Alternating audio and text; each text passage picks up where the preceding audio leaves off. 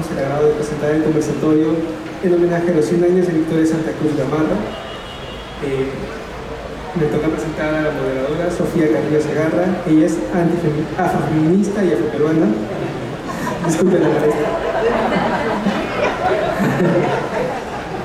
Ella es licenciada en periodismo con estudios en maestría de gerencia social de la CUP, activista afroperuana y defensora de los derechos humanos. Se inició en el periodismo en el ámbito deportivo, siendo la primera mujer que narró fútbol en el Perú en las radios Moderna y Ovación.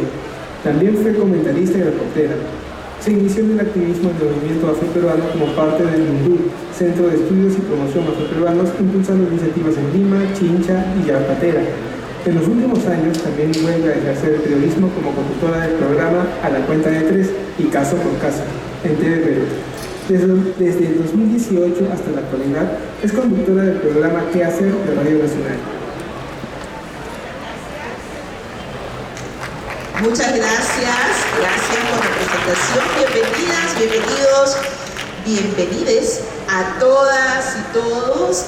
Gracias a CEDET, el Centro de Desarrollo Étnico, que nos convoca en esta Feria Internacional del Libro para abordar el análisis que corresponde, que merece, y el reconocimiento sobre todo que reiteradamente le debemos hacer a la gran Victoria Santa Cruz Gamarra en el marco de su centenario. Como ustedes saben, desde nosotras y nosotros como afroperuanos y peruanos en general, lo que tenemos hacia Victoria es reconocimiento y agradecimiento. Reconocemos sin duda el trabajo que realizó a lo largo de toda su vida como coreógrafa, como investigadora, como artista, como una persona que seguirá siendo referente para muchas y muchos de nosotros. Pero para conversar sobre ella, para analizar su trabajo, su vida y seguramente cómo impacta a nivel personal y a nivel colectivo, vamos a tener la posibilidad de compartir con tres grandes invitados. En breve seguramente Luis Rodríguez se está uniendo, pero ya tenemos a dos de nuestros panelistas a quienes voy a presentar de inmediato. En primer término tenemos a Octavio Santa Cruz Urquieta, doctor en Historia del Arte de la Universidad Nacional Mayor de San Marcos, magíster en Literatura Peruana y Latinoamericana en el 2009, licenciado de Arte en 1994, diseñador gráfico con exposiciones, guitarrista, decimista, cantautor y narrador con obra publicada. En 1982 recibió la Medalla de la Paz de la ONU. En el 2013 el Ministerio de Cultura del Perú le otorgó el reconocimiento como personalidad meritoria de la cultura. En realidad tiene sin duda un trabajo muy reconocido. Estaríamos mucho tiempo dando detalles de esto, pero vamos a recibir con un fuerte aplauso a Octavio Santa Cruz Urquieta. Tenemos también la presencia de Milagros Carazas. Ella es doctora en literatura peruana y latinoamericana, docente de posgrado y del Departamento Académico de Literatura de la Facultad de Letras y Ciencias Humanas de la Universidad Nacional Mayor de San Marcos. Ha publicado la obra lingüística y Gregorio Martínez en 1998 y 2009, Tradición Oral de Chincha en el 2002 y Estudios Afroperuanos. Recibió el Premio Heroína Nacional María Elena Moyano en el 2007 en reconocimiento al sujeto afroperuano de la literatura. Ensayos sobre identidad y literatura afroperuanas 2011, y el Ministerio de Cultura le otorgó el reconocimiento como personalidad meritoria de la cultura en el 2015. Aplausos para nuestra querida Milagros Carazas. Luis Rodríguez Pastor, que también está con nosotros, nació en Lima en 1988, es autor del libro de Mario Vargas Llosa para jóvenes en el 2012, así como creador y director del Seminario Afroperuano de Artes y Letras, plataforma que produce contenidos y eventos vinculados a la cultura afroperuana. En ese contexto publicó Las Palabras de Victoria en el 2016, libro que compila las entrevistas realizadas a Victoria Santa Cruz. En realidad también es un amante de investigar a Victoria Santa Cruz. Vamos a conversar sobre eso. Luis, bienvenido y aplausos para él. Lo que me toca en esta oportunidad es moderar esta conversación. Vamos a plantearles algunas preguntas, pedimos intervenciones iniciales de 2 a 3 minutos para poder abordar la mayoría de ellas y de esta manera poder profundizar sobre lo que vamos a conversar en torno a Victoria Santa Cruz. Vamos a empezar con Octavio, que sin duda tiene una proximidad mayor de lo que hemos tenido nosotros y nosotras con Victoria Santa Cruz. Es parte de la gran familia Santa Cruz y va a ser importante iniciar con él y conocer qué representa para él, para la familia y quizás para la comunidad la figura de Victoria Santa Cruz. ¿Qué representa desde su experiencia Victoria Santa Cruz para el Perú y para el mundo? Para mí, Para bueno, desde mi experiencia, hay varias facetas. O sea, en primer lugar, pues el recuerdo personal, que no debo callarlo, no debo omitirlo, porque justamente es algo que no se conoce y que es vivencial.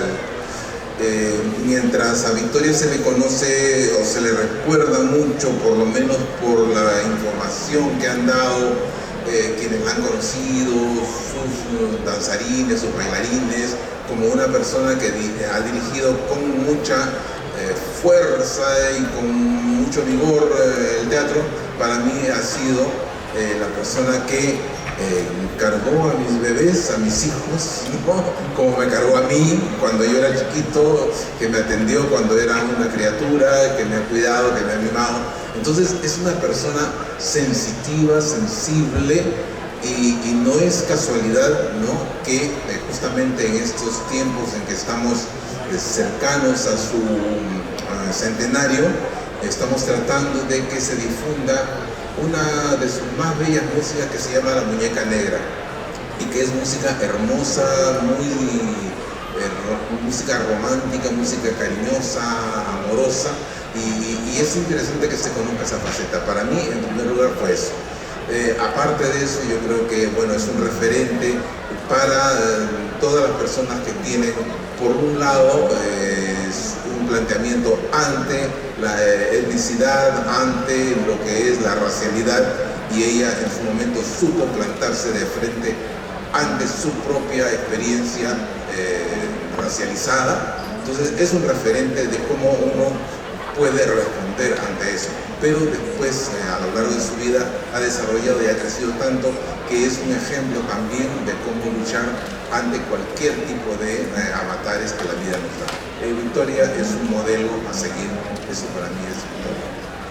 Muchas gracias, Octavio. Y Milagros, en ese ámbito de analizar qué representa Victoria para el Perú, para el mundo, en el ámbito de las letras, de la literatura, ¿qué podrías compartir con el público al respecto? Buenas tardes ante todo.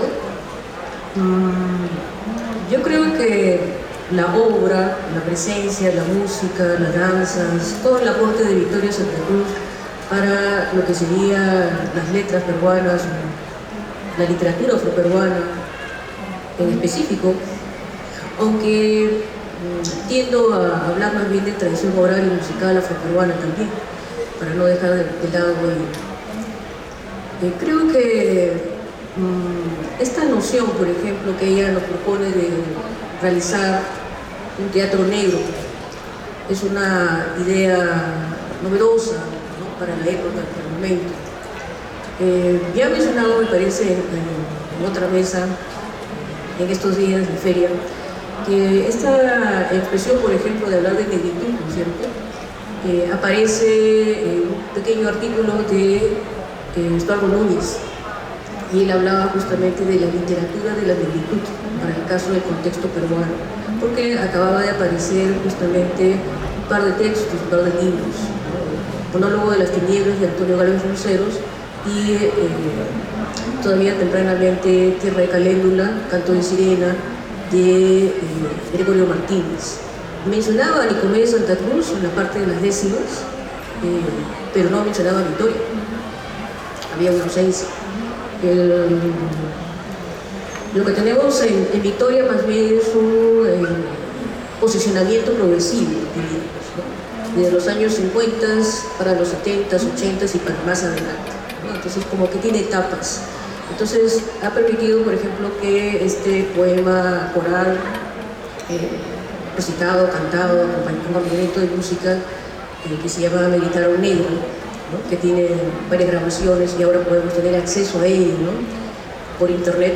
Entonces visibiliza mucho más todavía la presencia, la obra de Victoria Santa Cruz, ¿no? Entonces lo menciono por esto, por las etapas, ¿no?, porque si estuviéramos ubicados en los años 80 y los 90, difícilmente tendríamos acceso a este video, por ejemplo, ¿no?, a menos que tendríamos que tocar las puertas de repente de la familia Santa Cruz o de repente una televisora que tuviera una grabación, una copia.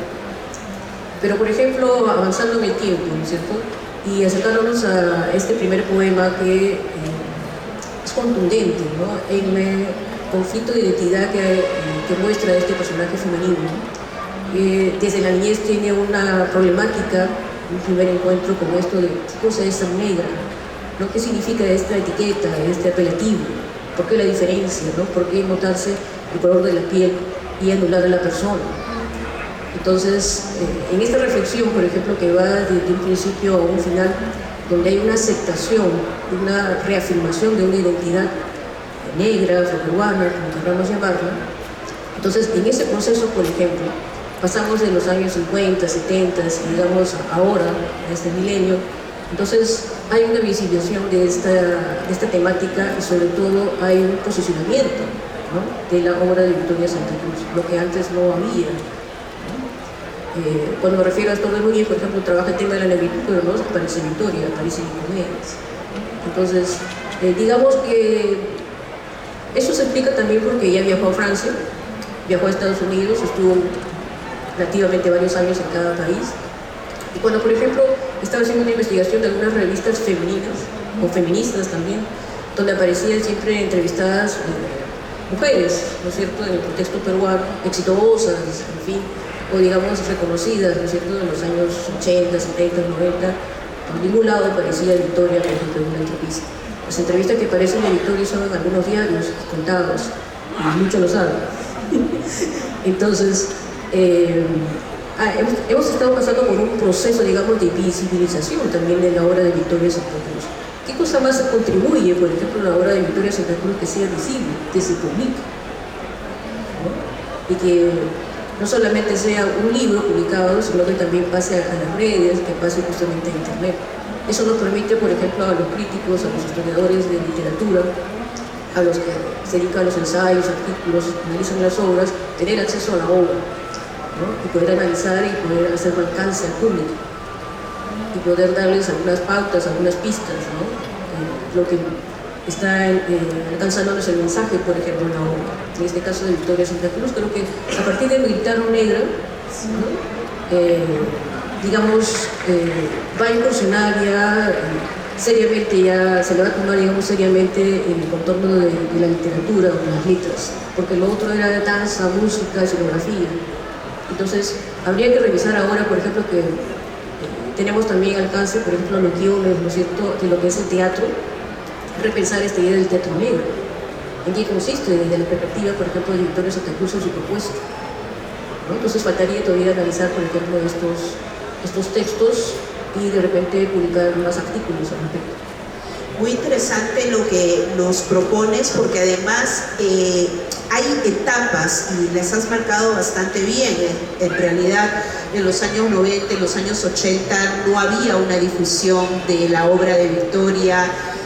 Digamos, a mí no me enseñaron a Victoria Santa Cruz en el colegio y era algo que debió haber sido, y a Nicomedes con La Pelona y a Cocachos aprendí, ¿no? Ese era el momento hace algunas décadas. Y Luis Rodríguez Pastor, un apasionado de Victoria Santa Cruz, que ha recopilado su obra y todo lo que nos ha propuesto ella.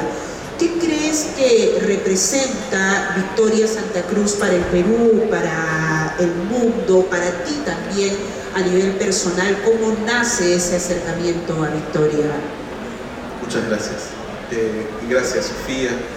Quiero agradecer a CEDES por la invitación, por tener presente a Victoria a lo largo de sus actividades y en esta feria que se lleva a cabo en el contexto del centenario de Victoria Santa Cruz. Quiero recordar también a Rafael, quien nos dejó un día como hoy hace 8 años, saludar a Yuli, que nos acompaña en el público, y saludar también a los muchos amigos y amigas, compañeros de ruta con quienes nos reencontramos, como Carlos Aguirre, que es siempre un lujo tenerlo, Cheche, y en fin, tantos compañeros y compañeras. Para mí, Victoria, si tuviera que definirlo sin ser descriptivo de sus actividades, ¿no? Si tú me preguntas qué representa, para mí representa por sobre todo la rebeldía, ¿no? Si hablamos a nivel humano, representa la interpelación, la conmoción, ¿no? Yo creo que Me gritaron negra es la punta del iceberg de su obra, en tanto refleja esa conmoción de, en primer lugar, contar tu historia. Si eres afrodescendiente, creo que todos los afrodescendientes, hombres, mujeres, han pasado por el momento en el que les han gritado negra, pero también a nivel humano, ¿no? Es una experiencia de vida que te interpela, ¿no? Entonces yo siento que Victoria es la rebeldía, la interpelación, es incluso podríamos decir la remoción de escombros, ¿no? Porque Victoria va, creo yo, generando una revisión incluso de nuestra propia situación en la que nos encontremos, ¿no? Sea incluso desde el privilegio. Yo creo que no es un personaje que nos deje pasar indiferentes. Creo también en esa medida que Victoria representa la subversión, ¿no? Tomando en cuenta, digamos, etimológicamente el término, Victoria subvierte lo establecido, ¿no? Y ella va generando una nueva correlación. Primero, a través de una lucha por los afroperuanos y afroperuanas, y luego por la familia humana, como ella misma lo ha definido en más de una ocasión. Es una ruta por la cual ella pasa, una ruta que implica incluso el odio, ¿no? Una ruta que empieza cuando le gritan negra, siendo muy niña. Es una experiencia que pasa por el odio. Hay una entrevista en Retratos en la que ella dice: y yo odié al punto que si me daban una metralleta yo salía a la calle a matar blancos, ¿no? O sea, y ella dice: yo sé lo que es odiar y no se lo recomiendo a nadie, ¿no? Pero fue un proceso en el cual, parafraseando una novela clásica, se fue templando el acero, ¿no? Y fue formando el personaje que nosotros ya hemos conocido y que habrá pasado por años de templanza, justamente. En tercer lugar, para mí Victoria representa también lo orgánico, ¿no? Porque es un personaje versátil, es un personaje, digamos, completo, pero cuyas distintas actividades o cuyas distintas disciplinas podríamos decir que forman parte de un todo, porque Victoria es intérprete, es compositora, es coreógrafa, es escritora, es poeta, modista, maestra. Creo sobre todo es una líder que, si bien nace en el contexto del centenario de la República, de la independencia, lo digo siempre en comillas para mí, de la independencia de la República, porque además hay muchos compañeros afroperuanos que para ellos esa fecha no significa mucho, en tanto, pues, ¿no? 1854 todavía faltaba mucho, y aún así es cuestionable esa fecha como sinónimo de libertad, ¿no? Que entendemos por libertad también es motivo de otra discusión. Pero si bien Victoria nace en el contexto del centenario de la República, siento yo que ella es una representante bastante fiel de las aspiraciones que tenemos como país en el contexto del bicentenario, ¿no? En el centenario, creo, ¿no? En el contexto del centenario, hacia 1921-22, la población afroperuana, creo, no era vista ni era parte de un proyecto país. Ahora creo que muchas cosas han cambiado, muchas cuentas pendientes, seguimos jodidos, tal vez un poco menos, pero siento que Victoria representa además muchas luchas paralelas, ¿no? El de ser mujer, el de ser afrodescendiente, el de ser pobre, y creo que en esa medida es profundamente inspiradora, una inspiración además que vemos hace rato cruza fronteras, para bien. Muchas gracias, Luis. Interesante e importante lo que nos planteas, porque nos hablas de rebeldía, nos hablas de cuestionamiento, que finalmente es algo que caracterizó a Victoria Santa Cruz. Y en ese contexto, el racismo, ¿cómo aparece en la obra de Victoria Santa Cruz? ¿Aparece desde lo que ustedes pueden analizar, lo que ustedes pueden darnos a conocer a partir de su percepción? El racismo estructural del cual se habla tanto ahora, Victoria Santa Cruz lo plantea en su obra, lo planteaba en su vida diaria, aprovechando que estás, Octavio, y para conocer un poco más sobre eso. Bien, yo diría que el aspecto de lo racial es una parte, un aspecto dentro de la obra de Victoria. Es un momento, un enfrentamiento realmente fuerte, pero no es lo único. Eso es importante, creo, tenerlo en cuenta, y viendo que ahora, en esta fecha en la cual nos acercamos al centenario, el grupo de trabajo que venimos reuniéndonos ya durante muchos meses, porque hace más de un año que se formó este grupo de trabajo para el centenario, por resolución ministerial desde el Ministerio de Cultura y liderado por Susana Matute, el grupo de trabajo del cual la familia y algunos integrantes del conjunto formamos parte, ¿no? Venimos trabajando y al sopesar, discutir todas las cosas referentes a Victoria, encontramos varias cosas. Una de ellas es que el aspecto de lo racial se va asentando, se va afirmando y cambia, se amplía, pero sobre todo también vemos que comienza desde mucho más atrás, mucho más temprano de lo que nosotros pensamos. Nicomedes Santa Cruz es el nombre que se ha escogido, se ha elegido para simbolizar, representar la afroperuanidad, y su fecha de nacimiento es el aniversario del nacimiento, es el día de celebración de la afroperuanidad. Y sin embargo, ¿por qué se hace eso? Porque vemos que era un abanderado muy temprano de todas las luchas raciales, ¿no? Pero mirando la obra de Victoria, y eso justo lo que decía hace un rato Milagros, ¿no? Se necesita que la conozcamos más, y en eso estamos trabajando, ¿no? Los miembros de la familia, en tratar de visibilizar la obra de Victoria. Hay algunos aspectos que recordamos quienes las hemos vivido, pero hay cosas que se han vivido en un instante y después se han olvidado. Por ejemplo, hace un instante hablaba con Milagros, yo también, decía que hace 2 días más o menos que está circulando ya por las redes una noticia que es la aparición en un artículo de una revista virtual, un artículo escrito por Alina Santa Cruz, que era una niña cuando Victoria estaba actuando, y en ese artículo Alina recoge un libreto de una obra de teatro de Victoria, y ella la analiza. Entonces tenemos 2 materiales: el libreto en sí y el análisis y el recuerdo de una persona que estuvo, que vio y que tiene una mirada para indicarnos desde dónde podemos mirar ese libreto. La primera cosa que notamos es que este libreto tiene bastante tiempo, ¿no? Uno de ellos, nuestro, son varios los libretos que estamos subiendo casualmente para poner a disposición del público y que se conozca más de Victoria. Uno de ellos es la clase de música de un pueblo joven, ¿no? Que en su momento se llamó Escuelita Folclórica, y el año en que aparece esa obra fue escrita en el año 59, ¿no?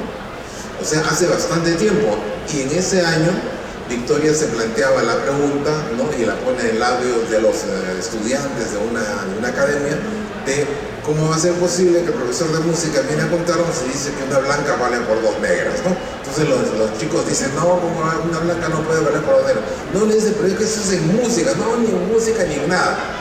No puede ser que una blanca valga por dos negras. Y ahí comienza todo el juego, pero de lo que se está hablando evidentemente no es solamente de música, sino de todo el reflejo simbólico, ¿no?, de la racialización de la cual esas personas que vivían en un pueblo de Lima, un pueblo pobre, ¿no?, era el pan de cada día para ellos vivir las dificultades y los enfrentamientos de esa época. Entonces se necesita saber algo más de Victoria y conocer su obra.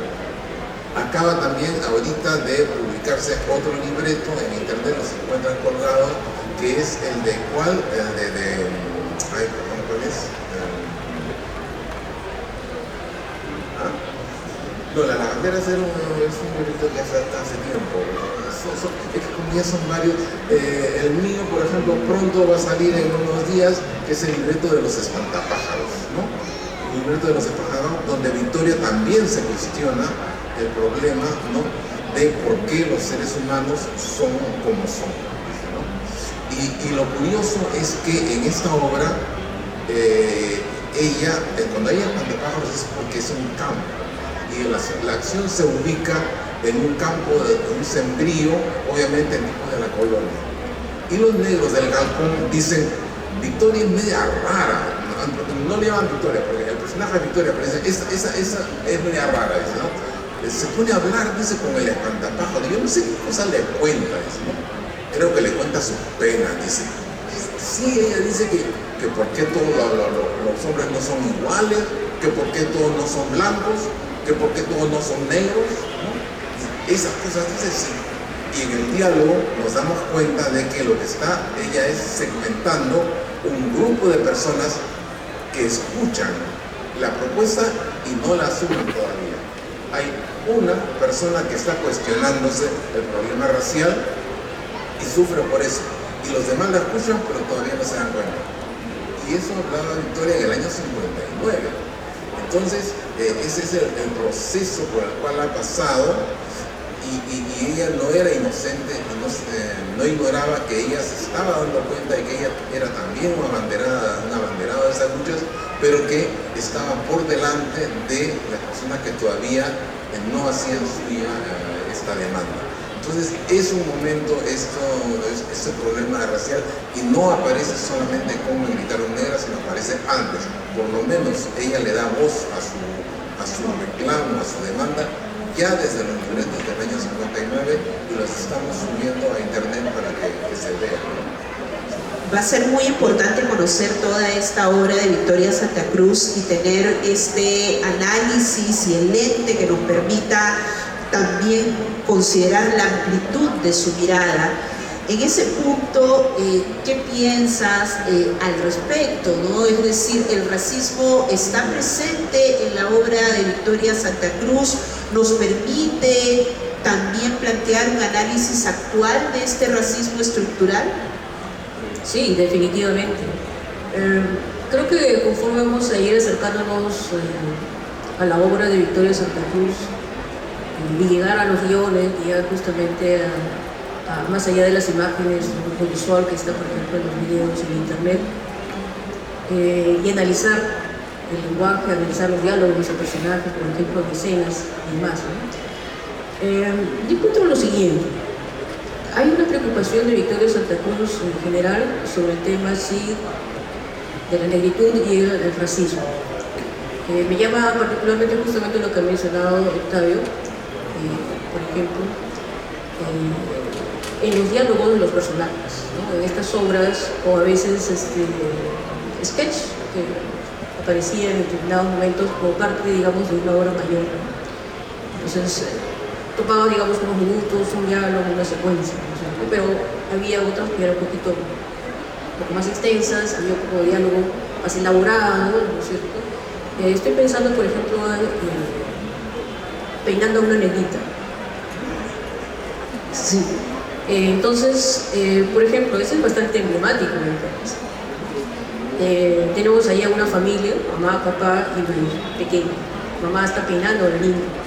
pero ella está fastidiada justamente porque tiene pues el pelo ensortijado, ¿no? Entonces, obviamente que está un poquito forzando el asunto y ella se queja, ¿no? Le duele, ¿no? Entonces hace una pregunta, suelta una pregunta a una niña, ¿no? Pequeña. ¿Por qué, no? ¿Por qué tenemos los negros este pelo así, ¿no? ¿Por qué este pelo así, no? Crespo, ensortijado, ¿no? ¿Por qué el motivo, ¿no? Va dirigido a ella. Entonces, mamá trata de explicarle alguna cosa, ¿no? Papá está por ahí escuchando, ¿no? Pero ella apela a una historia cantada, ¿no? Donde habla justamente de blancos y negros, pero habla como que es una especie de relato mítico, porque hablamos de origen, un poco explicar el color, ¿no? Por qué aparece la piel de determinado color, sobre todo blanco, ¿no? Entonces, en este caso, en este texto lo que se observa es, por ejemplo, que al principio todos eran blancos. Pasamos por una primera etapa. Y uno de estos hombres, en todo caso, quiere llegar a una especie de cumbre, una especie de torre, llegar hacia más alto, y es castigado por ese tribuno. Entonces, al caer, al regresar, digamos, a su contexto anterior, regresa pues distinto, ya ennegrecido, ya con el pelo ensortijado, ya con la nariz más grande, achatada, ya con una bemba, etc. Entonces ya con todos los rasgos físicos, ¿no es cierto? Todos los rasgos justamente afrodescendientes. Entonces, visto esto de una manera como una especie de castigo. Eso me recuerda, por ejemplo, a veces hay mitos también amazónicos, comparativamente, ¿no es cierto? Que también cuando hay una referencia a la presencia del negro, por ejemplo, la afrodescendiente en la Amazonía, hay un mito que hace mención de que un hombre ingresó justamente al agua, a un río, y cuando salió se enlodó todo. Entonces, al enlodarse era un lodo negro oscuro, nunca se lo pudo quitar. Entonces, a partir de ese momento, como es otro mito de origen, a partir de ese momento empezaron a haber negros en el mundo. Entonces, hablamos de tratar de darle sentido a las diferencias, ¿no es cierto?, étnicas, a las diferencias de color de piel. En el caso de Victoria Santa Cruz, por ejemplo, es interesante el tema del pelo crespo, ¿no? Lo que dice la pequeña, porque también me recuerda haciendo una relación vaso-comunicante, por ejemplo, con don Amador Bellumbroso. Don Amador, en un momento que él relata, por ejemplo, en Chincha, en el Carmen, hablaba del sincretismo, sin mencionar obviamente esa palabra, esa categoría tan compleja, pero él lo contaba de una manera muy sabia y muy simple, que en tiempos de la hacienda había momentos que obviamente venían andinos, venían de la sierra, venían con sus productos y venían por periodos de cosecha, por periodos de siembra, y luego se retiraban, regresaban otra vez a la sierra. Entonces, allí, por ejemplo, los jóvenes se iban conociendo, pero no había mucho tiempo para más, ¿no? Era rápido, digamos, la amistad, pero cuando, por ejemplo, cambian los tiempos, cambia todo, y los andinos empiezan a quedarse en la costa, entonces ahí sí hay más tiempo para conocerse mejor, y empiezan los enamoramientos y las parejas interétnicas. Entonces, don Amador explica, por ejemplo, que antes las mamás ponían a los niños, ¿no?, a la puerta de la entrada de las casas y empezaban a peinarlos. Y pues hacía ese gesto, ¿no?, que era complicado y difícil, ¿no es cierto? Pero cuando ya llegaron los paisanos, ¿no?, y hubo estos cruces interétnicos, ya el pelo de los negritos, dice, se fue soltando. Entonces ya el peine iba pasando, ¿no? Y explicaba esto para explicar el sincretismo, ¿no? Entonces fíjense cómo un elemento tan simple como ello, como es el pelo, el ensortijado, que se pone de cuestionamiento en una niña, en una obra de Victoria Santa Cruz, nos da que pensar mucho, ¿no? Nos da que pensar acerca del tema de la negritud, nos da que pensar justamente en el tema de la diferencia, ¿no?, entre diferentes grupos étnicos, culturales, etcétera, ¿no es cierto? Y también nos da que pensar, por ejemplo, en el sincretismo cultural y sincretismo étnico, porque hay relaciones interétnicas, ¿no? Entonces también nos da que pensar sobre el tema del racismo, ¿no? ¿Por qué establecer digamos, en las sociedades estas diferencias basadas en estas supuestas razones biológicas o racialistas, ¿no?, que ya vienen de varios siglos atrás, ¿no?, pero todavía por ahí siguen dando vueltas en nuestras mentes, ¿no? Entonces, una de las cosas que creo que apunta Victoria Santa Cruz cuando trabaja estos diálogos en particular con los personajes, es justamente para que el espectador reflexione, critique, ¿no es cierto? Y además, sobre todo, interiorice el tema. Y también, como ella es rebelde, también seamos rebeldes como rechazar ello, ¿no? Recuerdo, por ejemplo, cuando escuchaba a Victoria, porque estaba muy niña, y la escuchaba hablar, por ejemplo, cuando ella cantaba, ¿no es cierto?, La guitarra negra. Bueno, la entendía muy bien, porque también había pasado, creo, por ese proceso, por ese momento también difícil de que alguien te diga alguna cosa por la calle, ¿no? Un objetivo, alguna cosa. Entonces entendía muy bien lo que se refería a Victoria, por ejemplo. Y creo que ayudó a mucha gente, y se sigue ayudando a mucha gente a sobreponerse sobre eso que se llama racismo, sobre eso de que se llama, digamos, o se asigna, digamos, cierto valor supuestamente negativo por un determinado color de piel, por llevar, digamos, un determinado pelo, etc. Cuando estábamos pasando, por ejemplo, del siglo XIX para el siglo XX, teníamos esas dificultades. Estamos en plena república, supuestamente mirando a la modernidad, pero sin embargo, ya cerca del centenario también, sin embargo, por ejemplo, había mucho del proceso de planteamiento. Es decir, ya habíamos pasado el tema de la esclavitud y todo ello, ya habíamos pasado por la colonia, ¿no es cierto? Pero sin embargo teníamos esa carga negativa, ¿no? Porque se distinguía a las personas todavía por el color de la piel y por el pelo. Entonces se optaba por el blanqueamiento, se optaba por hacerse el pelo, ¿no es cierto?, por asemejarse al otro para que sea aceptado. Entonces, por ahí va también este tipo de diálogos, este tipo de obras teatrales, por ejemplo, de Victoria Santa Cruz. Llevar al espectador, sea quien sea, ya no importa qué color tenga, para decirlo de manera muy general, y lo lleve a tomar conciencia, a reflexionar, a criticar y a cuestionarse a sí mismo. Porque todos estos modelos, todas estas formas de pensar están en nosotros mismos. Usamos ese mismo lenguaje racialista y tenemos esas formas de pensar, porque las heredamos, porque las encontramos en la familia, las encontramos en la calle, las aprendemos en la escuela, etc. Estamos rodeados de ellos. Y la publicidad también es una tendencia a la estética blanca. Entonces, lo que hay que hacer es justamente interiorizarlo, criticarlo, asumirlo y rechazarlo. Sería nuestra respuesta, rebelde en todo caso. Claro. Muy bien, Milagros, interesante lo que nos dices. La misma pregunta, Lucho, tú que has analizado y has visto de manera minuciosa la obra de Victoria Santa Cruz, ¿el racismo estuvo presente en su propuesta? Muchas gracias. Ser el tercero de la ronda me pone en desventaja cronológica y en aras de una nueva ronda voy a ser muy breve porque veo que hay preguntas muy interesantes. Yo quisiera hacer una breve anotación para pasar a una siguiente ronda. Podríamos interpretar parte de la obra de Nicomedes y Victoria a través de la perspectiva de la alienación, ¿no? O sea, el correlato del racismo es la alienación.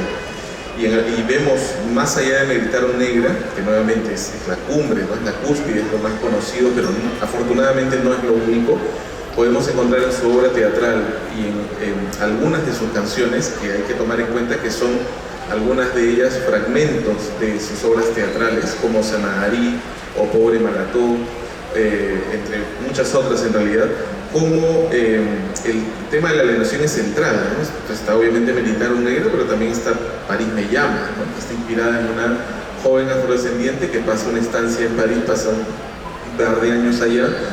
Hay una parte del coro que dice, ¿no?, ha perdido el seso al escuchar el ritmo viejo.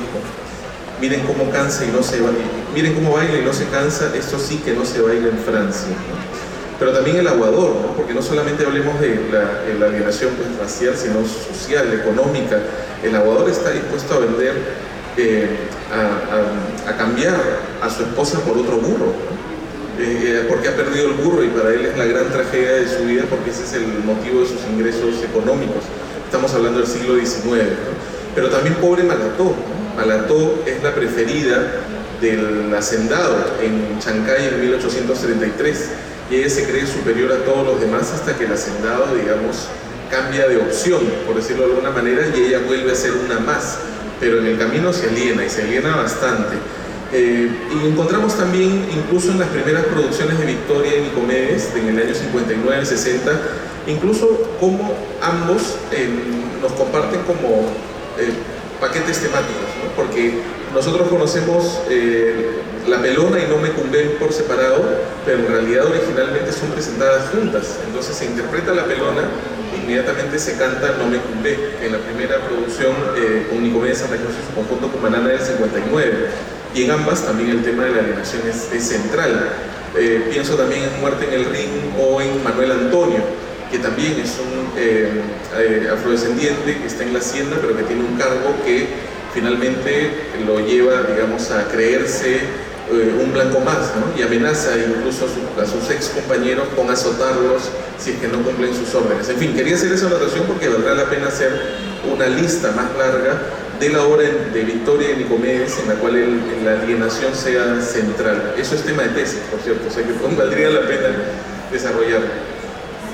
Nos has dado una buena idea para seguir analizando, Luis, y el tiempo es bastante corto en este espacio y teníamos algunas preguntas más, pero quisiera que terminemos el análisis de Victoria Santa Cruz en el marco de su centenario, hablando sobre el obstáculo y el ritmo. ¿Qué es lo que nos propone Victoria Santa Cruz cuando habla del ritmo y cuando reconoce el obstáculo a lo largo de su vida y cómo quizá la motiva a nivel personal, pero entiendo también a nivel colectivo? Entonces, con esta sería la última intervención de cada uno de ustedes. Lamentablemente sé que el público quería mucho más, pero ese es el tiempo que tenemos y hablemos del obstáculo y del ritmo. Empezamos contigo, Octavio. Bueno, el obstáculo y el ritmo, yo creo que es demasiado. Cualquiera de los dos. Elija uno de los dos. Ni siquiera, podemos referirnos brevemente, así de manera muy sucinta. Yo diría que Victoria llega a encontrar, pues, casualmente, precisamente el asunto del obstáculo a través de su experiencia vital. Ahora, yo diría que cuando vemos, o cuando leemos, o cuando escuchamos a Victoria referirse al obstáculo, tenemos que ser muy cuidadosos, ¿no? Muy cuidadosos y ver cómo emplea ella los términos, cómo se expresa y cómo los entendemos nosotros. Cada palabra cuenta, cada palabra tiene una significación y podemos entender equivocadamente lo que ella está tratando de decirnos. Lo importante, creo, es que Victoria, a través del obstáculo, del concepto de obstáculo, ella trató de solucionar su situación personal, su problema personal, lo que ella encontraba como situación problemática en su propia vida, cosas que no estaba de acuerdo, cosas que no le agradaban y que quería superar, y lo trató de modificar, cambiar, superar, y lo identificaba como lo que la obstaculizaba y le impedía ir más adelante. Y lo interesante de esto, y por eso es que nos ha llegado hasta nosotros, es que ella no se contenta con hacer su lucha personal, hacer su propio trabajo, sino que comparte, lo comunica a otras personas, la manera como ella se enfrenta a sus problemas, no la guarda para sí, sino la dice a otros y la ejercita.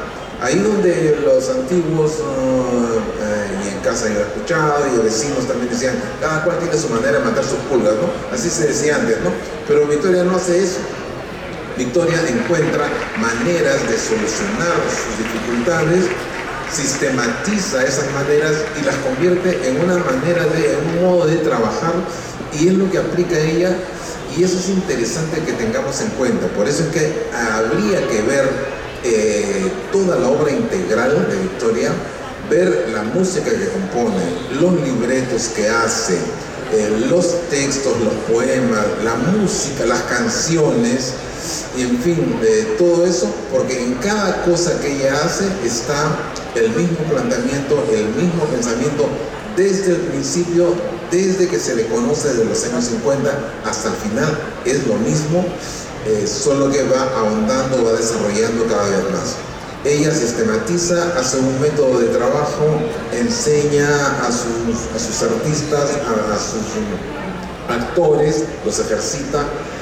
Cuando estamos hablando de Teatro de Sandera del Perú o del Conjunto Nacional de Folclore en los años 70, 80, y también sistematiza eso y educa así a sus estudiantes en Carnegie Mellon desde los años 80 hasta el año 2000. Entonces, el trabajo sobre enfrentar el obstáculo, y lo hace con ejercicios rítmicos, es el trabajo de toda su vida. Por eso es que digo, es mucho, porque es el trabajo desde que a ella le gritaron negra desde chiquita, que tenía 7 años, hasta que la encontramos pues acá en Lima en el año 2000, ¿no? Hasta 2014. Y entonces es toda una vida de búsqueda, de lucha, de desarrollo, de ejercicios, es bastante. Es toda una tarea, y para poder hablar con precisión de eso, uno habría que ser un apasionado de Victoria, que yo finalmente no lo soy. Yo estoy trabajando su obra, sus documentos, sistematizando las cosas desde la familia, pero habría que conocer todo, estudiarlo y recién entonces poder ver qué ha sido esto, qué ha sido este fenómeno que se llama Victoria Santa Cruz. Muchas gracias, Octavio. Milagros. Bueno, qué agregar. Me lo ha dicho todo. Me ha dejado quita eso del fenómeno Victoria Santa Cruz. Está muy interesante, ¿no? Muy interesante. Bueno, ¿qué se puede agregar a todo lo que ha dicho don Octavio? Bien, voy a dar la contra. Sí, efectivamente, podríamos hablar del tema del obstáculo desde justamente el tema de la niñez, ¿no? Que ella va enfrentando uno y otras cosas, ¿no? Pero no me enfrascaría en ello solamente. Yo creo que también Victoria es una mujer no solo de enfrentar obstáculos, superarlos, sino además de proyectos.